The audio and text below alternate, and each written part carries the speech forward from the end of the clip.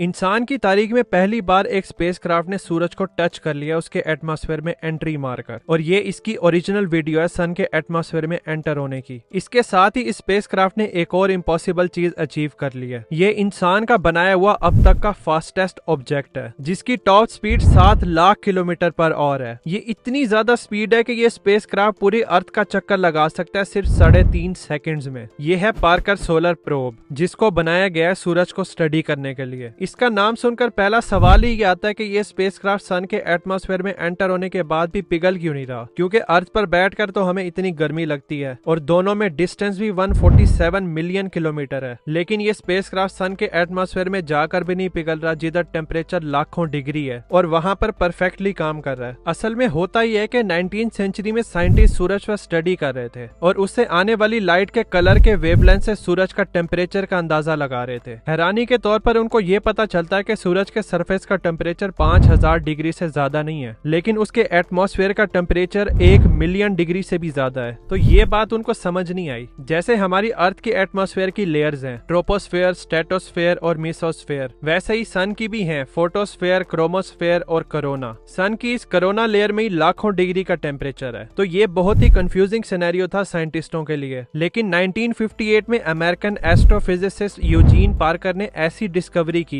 जिसने इन सभी सवालों का जवाब दे दिया। हाँ, ये वही पार्कर हैं जिनके नाम पर इस स्पेसक्राफ्ट को बनाया गया है, पार्कर सोलर प्रोब। पार्कर ने एक ग्राउंड ब्रेकिंग पेपर पब्लिश किया जिसका नाम था dynamics of interplanetary gas and magnetic field. इसमें इन्होंने बताया कि सूरज हर वक्त अपने अंदर से चार्ज पार्टिकल्स एमिट करता रहता है स्पेस में, जिसको कहा जाता है सोलर विंड, और ये मेनली प्रोटॉन्स और इलेक्ट्रॉन्स होते हैं। इन्हीं चार्ज पार्टिकल के निकलने की वजह से सूरज के एटमॉस्फेयर का टेम्परेचर लाखों डिग्री है। लेकिन उनके इस काम को शुरू में कोई अहमियत नहीं मिली और सब मोस्टली इग्नोर ही कर देते हैं। लेकिन बाद में साइंटिस्ट कंफर्म करते हैं कि सोलर विंड वाकई एग्जिस्ट करती हैं, और पार्कर का ये काम फाउंडेशन बना सूरज की बेसिक अंडरस्टैंडिंग के लिए। ये तो क्लियर हो गया था कि सोलर विंड्स एग्जिस्ट करती हैं, लेकिन ये नहीं पता था कि ये क्यों एग्जिस्ट करती हैं और इसका फिनोमिना क्या है। इसको स्टडी करने के लिए नासा ने स्पेसक्राफ्ट बनाने का सोचा जो सन के एटमॉस्फेयर में जाएगा और स्टडी करेगा। लेकिन सूरज के एटमॉस्फेयर में टेम्परेचर लाखों डिग्री था, तो इस स्पेसक्राफ्ट को इस तरीके से डिजाइन करना था कि ये मेल्ट ना हो। इसके लिए साइंटिस्टों ने बहुत ही यूनिक डिजाइन तैयार किया। इस प्रोब के आगे एक कार्बन शील्ड लगाई गई है हीट से बचाने के लिए। इस शील्ड की खास बात यह है कि इसको स्पेशली लैब में डिजाइन किया गया है कार्बन फोम से। ये कार्बन फोम अंदर से 97% खाली है ताकि ज्यादा हीट इसके अंदर ट्रैप ही ना हो और ये एक इंसुलेटर के तौर पर काम कर सके। फिर इस फोम के दोनों तरफ carbon carbon composite key layer लगाई गई है जिसको ग्रेफाइट और रेजन से बनाया गया है। फिर इस मिक्सचर को वो सुपर हीट करते हैं ताकि कार्बन अपनी प्योर फॉर्म में आ जाए, और फाइनली एक व्हाइट सिरेमिक पेंट इस शील्ड के फ्रंट साइड पर लगाया जाता है जिसने सूरज को फेस करना था ताकि मैक्सिमम हीट रिफ्लेक्ट हो सके कार्बन फॉर्म में एंटर होने से पहले ही। इसी शील्ड की वजह से ये स्पेसक्राफ्ट हाई टेम्परेचर को बर्दाश्त कर सकता है। इस प्रोब के सारे इंस्ट्रूमेंट इस शील्ड के पीछे छुपे हुए हैं ताकि वो डैमेज न हो सके। इसके साथ ही पार्कर सोलर प्रोब में एक्टिव कूलिंग सिस्टम भी लगाया गया है जो इसके इंस्ट्रूमेंट को सेफ रखता है। जब पार्कर सूरज के करीब आता है तो ये सिस्टम पानी को एक्टिवली स्पेसक्राफ्ट में सर्कुलेट करता है, जिसकी वजह से एक्स्ट्रा हीट भी खत्म हो जाती है। बाकी इस स्पेसक्राफ्ट में सेंसर लगाए गए हैं डिफरेंट टास्क को परफॉर्म करने के लिए और सन को स्टडी करने के लिए। इस सन को पावर देने के लिए 2 बड़े सोलर पैनल्स भी लगे हुए हैं। ये पैनल्स पूरी तरह खुले होते हैं जब प्रोब सन से काफी दूर होता है, लेकिन जब ये प्रोब सन के ज्यादा करीब आता है तो मोटर के जरिए ये सोलर पैनल शील्ड के पीछे छुप जाते हैं ताकि वो मेल्ट ना हो सके। सोलर पैनल का ऊपर वाला थोड़ा सा हिस्सा नजर आ रहा होता है जिधर से ये एनर्जी लेते हैं, जो कि बहुत होती है स्पेसक्राफ्ट और इसके इंस्ट्रूमेंट को पावर देने के लिए। अब बारी आती है पार्कर को स्पेस में लॉन्च करने की। 12 अगस्त 2018 को इस प्रोब को स्पेस में लॉन्च कर दिया जाता है। सबसे मुश्किल टास्क यही था कि इसको सूरज की ऑर्बिट में किस तरह लेकर जाएं। अर्थ से सन का डिस्टेंस 147 मिलियन किलोमीटर है। ये तो नहीं होता कि स्पेसक्राफ्ट में इतना फ्यूल हो के वो 147 मिलियन किलोमीटर का डिस्टेंस ट्रेवल कर सके स्पेस में।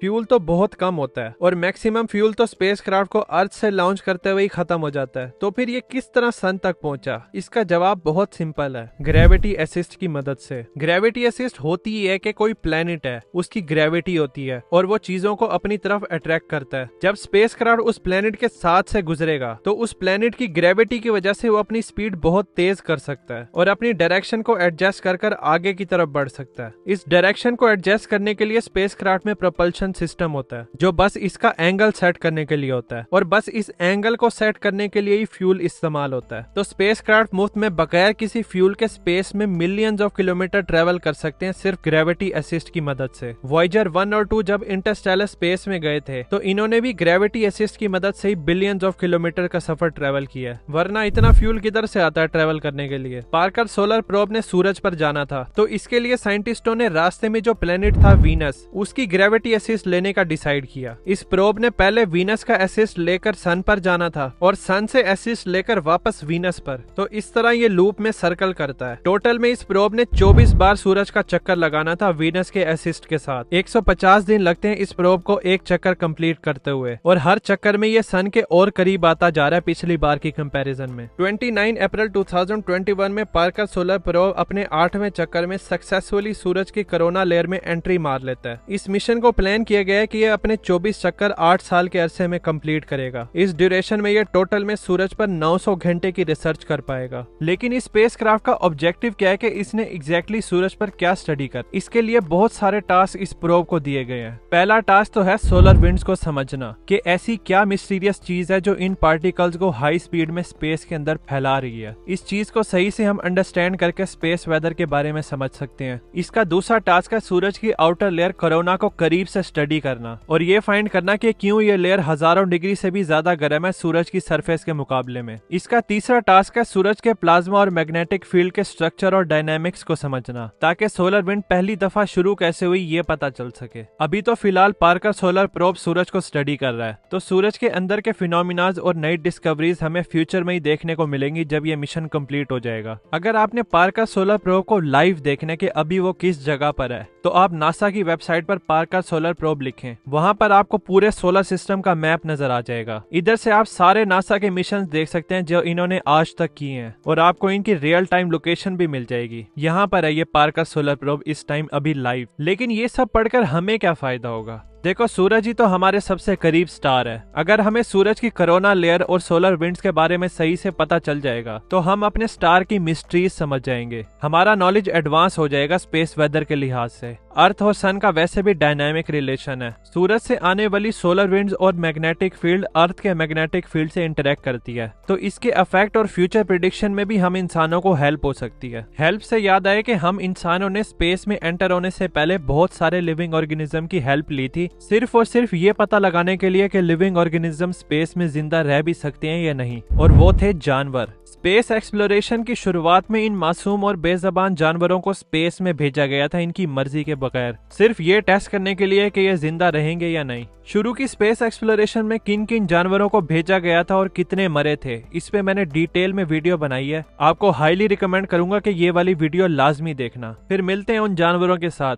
Thanks for watching.